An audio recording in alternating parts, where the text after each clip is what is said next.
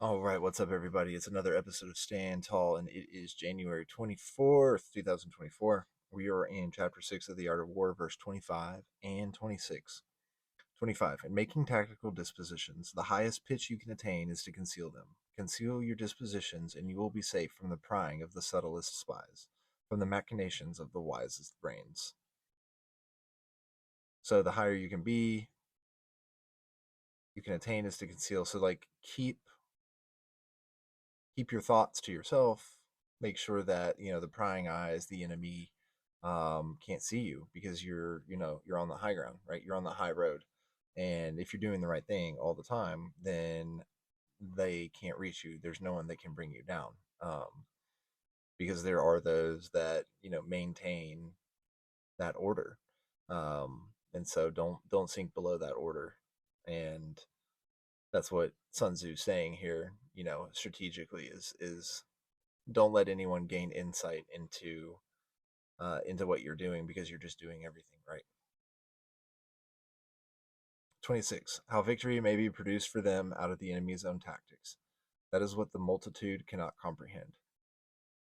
So, like, they're the enemy's own tactics. If you're going to find out what they're doing and use it against them, most people can't figure that out. But what Sun Tzu is saying here is like when you're able to gain high pitch, to conceal your dispositions, safe from prying eyes, and you're comparing the opposing army with your own,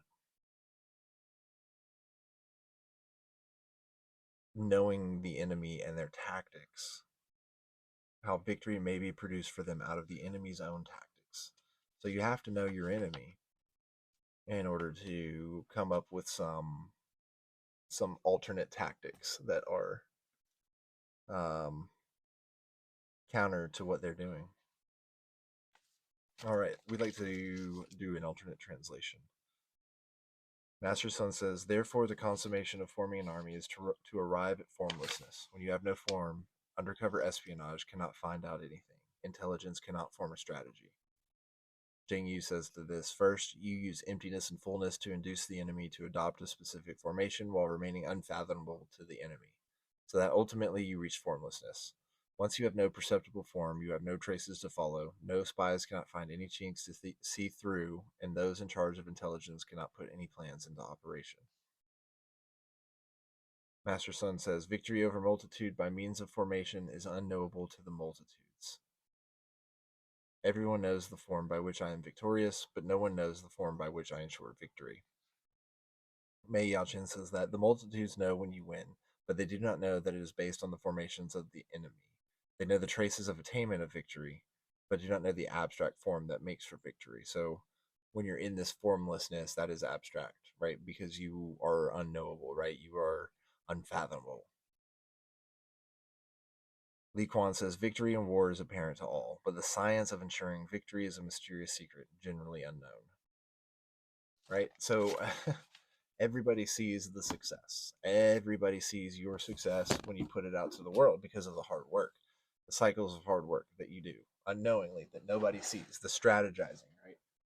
All of this stuff, all of the work behind the scenes, every day going to the gym, every day trying to eat the right diet, every day doing the things that you know that are going to push you forward. Nobody ever really truly sees the hard work.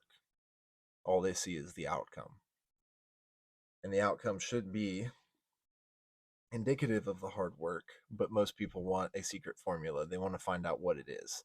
But by being formless and doing the many little things that make people successful again and again, by repeating those things again and again, that's how you achieve victory, is by repeating the fundamentals. Okay, January 24th, out of The Daily Stoic by Ryan Holiday and Stephen Hanselman. Push for deep understanding. From Rusticus, I learned to read carefully and not be satisfied with a rough understanding of the whole, and not to agree too quickly with those who have a lot to say about something. Marcus Aurelius, Meditations 1.7.3. The first book of Marcus Aurelius's Meditations begins with a catalog of gratitude. He thanks, one by one, the leading influences in his life. One of the people he thanks is Quintus Junius Rusticus, a teacher who developed in his student a love of deep clarity and understanding, a desire to not just stop at the surface when it comes to learning. It was also from Rusticus that Marcus introduced to Epictetus, a In fact, Rusticus loaned Marcus his personal copy of Epictetus's lectures. Marcus clearly wasn't satisfied with just getting the gist of these lectures and didn't simply accept them on his teacher's recommendation. Paul Johnson once joked that Edmund Wilson read books as though the author was on trial for his life. That's how Marcus read Epictetus, and when the lessons passed muster, he absorbed them. They became part of his DNA as a human being. He quoted them at length over the course of his life, finding real clarity and strength in the words, even amid the immense luxury of power he would come to possess. That's the kind of deep reading and study we need to cultivate as well, which is why we're reading just one page a day instead of a chapter at a time, so we can take the time to read attentively and deeply. That's actually, I love how these always line up. Um, Reading attentively and deeply, studying the enemy's form so that we may know our own. And that is what ensures victory, right? Is like by studying the enemy and using their tactics against them, amongst many other things. But this is like this formlessness, right? Like reading like the one page a day to gain true understanding. It's like you think more is better, but sometimes more concentration is better, right? When you're just focused on like the simple thing, concentrate on doing the simple thing over and over. Take that more mentality and make it more simple. Focus it more on the simple. And that's why we keep standing tall, right? It was a good one. Thanks for joining me. We'll see you guys on the next one.